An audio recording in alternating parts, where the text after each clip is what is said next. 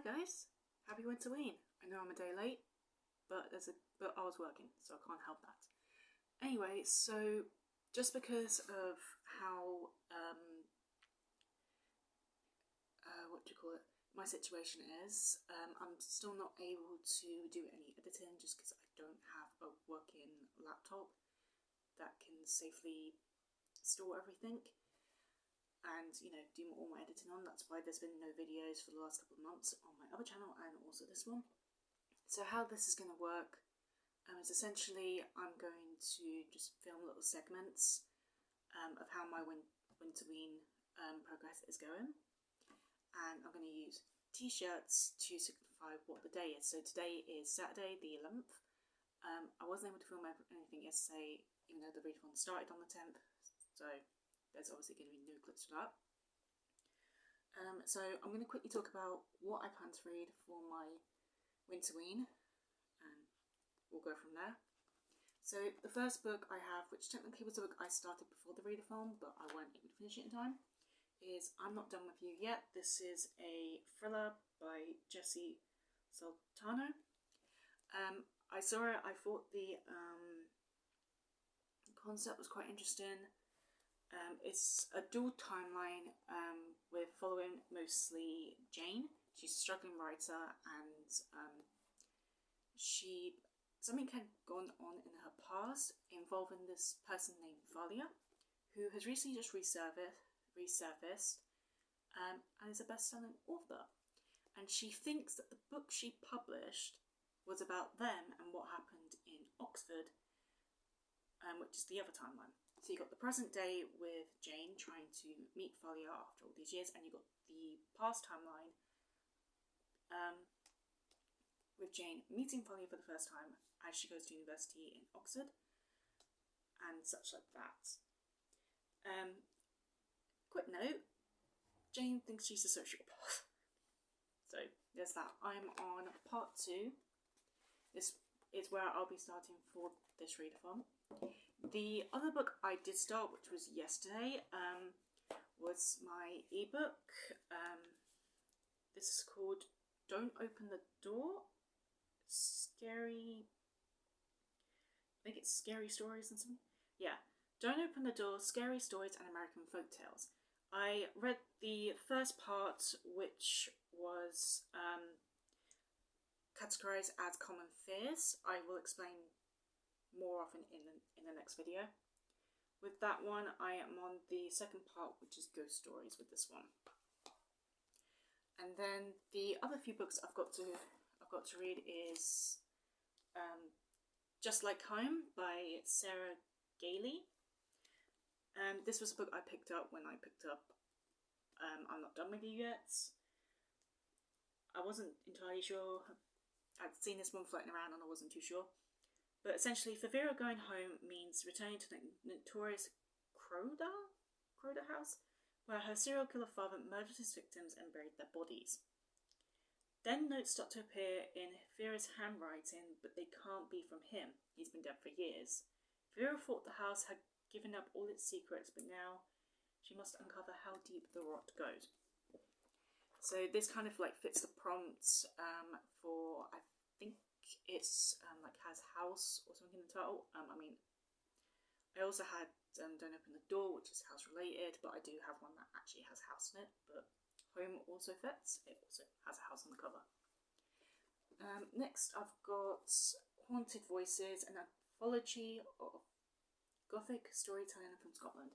I bought this while I was up in Scotland last year, never got around to reading it, unfortunately, last year, so I'm hoping maybe to get to some of these stories, because there's quite a lot of stories in this one, and see how we go. Next I have a relatively short one. This is Five Nights at Freddy's, Fazbear Fright, Into the Pit. I've been wanting to start this series, but I've been hesitant because there are so many of them now, not just for this one, but also for Fazbear Frights. Not Fazbear Frights, that's this one. The security breach one, so I like the cover. I'm sorry, that is just creepy in and of itself, and there's also a game called Into the Pit as well, so I want to try and just delve into this one at the very least. I have another short one here. This is called Hide by Christina White. I've read quite a few of her books before. Essentially, the challenge is to spend a week hiding in an abandoned music park and don't get caught. The prize is enough money to basically change your life. And our main character, Mag, is desperate to win, and she feels sure that she can beat all her competitors. All she has to do is hide, and apparently she's an expert at that. And the reason she's alive, and it's the reason apparently that she is alive and her family isn't. But then people begin disappearing, so I'm not going to go too much into that. And then the final library book I have, this one I actually picked up recently, and it was actually for this readathon, was House of Hunger by Alexis Henderson. This is the same author by The Year of the Witching, which I've not read. I've again been seeing this around on BookTube. Didn't know too much about it other than blood is involved. Yeah. A blood maid of exceptional taste must have a keen proclivity for life's finer pleasures. Girls of weak will not need apply.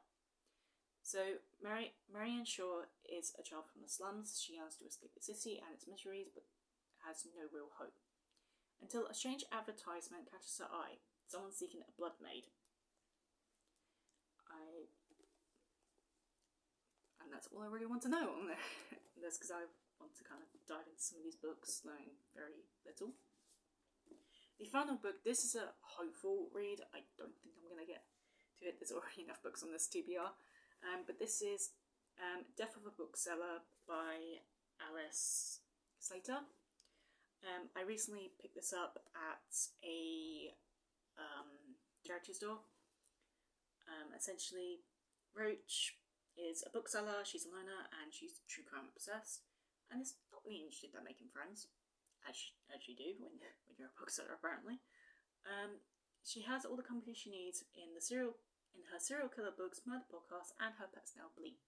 Well, in fact, she has a pet snail. And then until Laura joins the bookshop, smelling of roses and carrying a cute toy tree bag. She's everyone's favourite bookseller. But beneath the shiny veneer, Roach senses a darkness in Laura, the same darkness Roach possesses. And as Roach's curiosity blooms into morbid obsession, it becomes clear that she is prepared to infiltrate Laura's life at all costs. I don't know why this is actually kind of giving me similar vibes with this, but this is more so involving writers, and this one's just involving booksellers. But they're kind of the same vibe, so maybe I'll try and finish this one first, and then try and read this one last. That way, I'm not getting confused. At least that's the hope. So yeah, that's my TBR for Winterween.